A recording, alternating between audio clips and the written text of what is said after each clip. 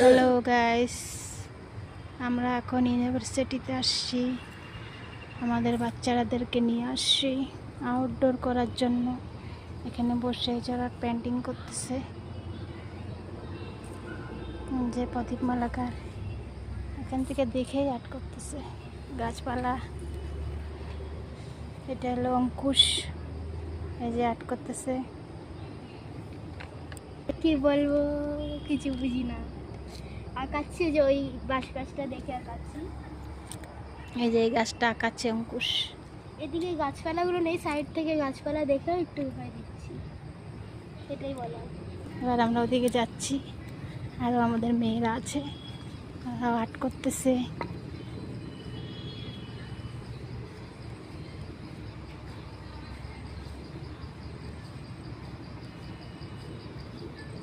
এটা অঙ্কুশ।